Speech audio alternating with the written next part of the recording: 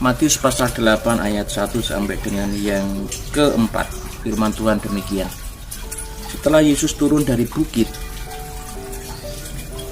orang banyak berbondong-bondong mengikuti dia. Maka datanglah seorang yang sakit kusta kepadanya, lalu sujud menyembah dia dan berkata, "Tuan, jika Tuan mau, Tuan dapat mentahirkan aku." Lalu Yesus mengulurkan tangannya, menjamah orang itu dan berkata, "Aku mau. Jadilah engkau tahir." Seketika itu juga tahirlah orang itu daripada kustanya. Lalu Yesus berkata kepadanya, "Ingatlah, jangan engkau memberitahukan hal ini kepada siapapun, tetapi pergilah, perlihatkanlah dirimu kepada imam dan persembahkanlah persembahan yang diperintahkan Musa sebagai bukti bagi mereka." Saudaraku yang diberkati Tuhan, ada banyak orang yang mengikuti Tuhan dan dikatakan Alkitab mereka berbondong-bondong mengikuti Tuhan. Karena waktu itu Tuhan banyak melakukan mukjizat yang menakjubkan banyak orang. Dan kemudian datanglah seorang yang sedang sakit kusta. Sakit kusta, orang Yahudi meyakini bahwa ini adalah sebuah sakit kutukan karena dosa, sehingga mereka harus dijauhi.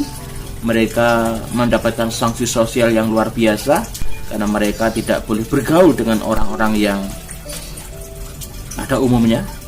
Mereka harus berteriak-teriak jika bertemu orang kusta, dan ini sangat menyakitkan hati mereka. Saudara, beban yang berat dialami orang yang sedang sakit kusta ini. Hati yang begitu pedih dialami oleh orang yang sakit kusta ini. Bagaimana dia mendapatkan sanksi sosial yang begitu berat. Dia merasakan tubuh yang tidak enak, dan ada banyak hal yang sangat membuat si kusta menjadi menderita. Menarik adalah ketika si kusta, ketika mendengar ada Yesus datang, maka dia pun tidak menyia-nyiakan kesempatan itu. Dia datang kepada Yesus dan berkata, "Tuan, jika Tuan mau." Saudaraku, ini bentuk sebuah kerendahan hati seorang kusta ini. Dia tidak memaksakan kehendaknya. Dia cukup tahu diri bahwa dia adalah orang yang najis, orang yang penuh dengan dosa. Dan dia berkata, "Tuan, jika Tuan mau." Ini mengembalikan kembali bahwa jika Yesus berkehendak, jika Yesus mau, Yesus mampu untuk menyembuhkan dia atau mentahirkan dia. Saudara yang diberkati Tuhan, doa yang seperti inilah yang seharusnya muncul dari setiap hati saya dan panjenengan. Tidak memaksa Tuhan, namun doa yang penuh dengan segala kerendahan hati. "Tuhan, jika Engkau mau, Engkau mampu menolong aku." Tidak menjadi soal besar atau kecil masalah yang panjenengan hadapi. Tidak menjadi banyak atau sedikit pergumulan yang jenengan alami. Namun persoalannya adalah bagaimana kita meresponi, mengambil sikap atas setiap persoalan, pergumulan, pencobaan yang kita hadapi. Belajar dari si kusta, saudara.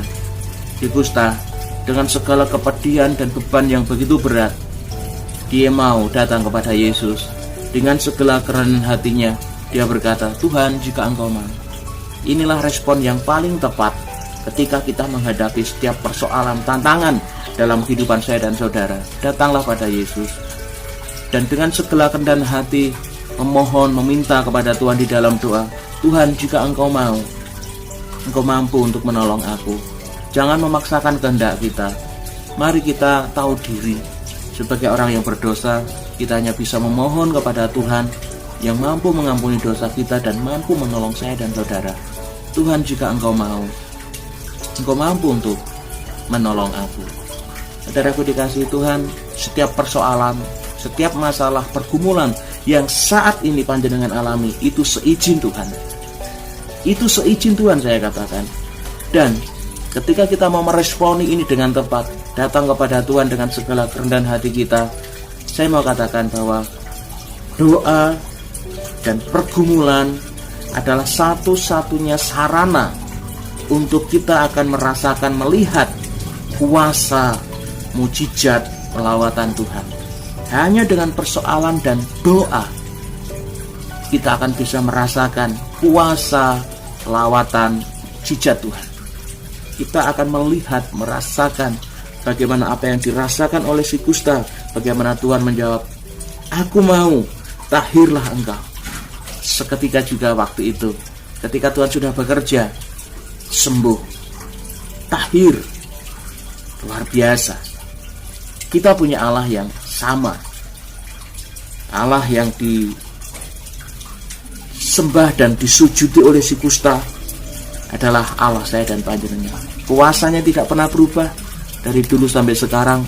Dia adalah Allah yang penuh dengan kuasa dan Allah yang sangat mengasihi panjenengan, dan kasih itu akan dibuktikan Tuhan dengan Tuhan tidak akan pernah meninggalkan saya dan saudara. Namun penyertaannya sempurna, namun kasihnya akan selalu nyata. Lawatan kuasa dan mujizat-mujizatnya pasti akan terjadi, tergenapi di dalam setiap saya dan panjenengan yang mengalami pergumulan hidup.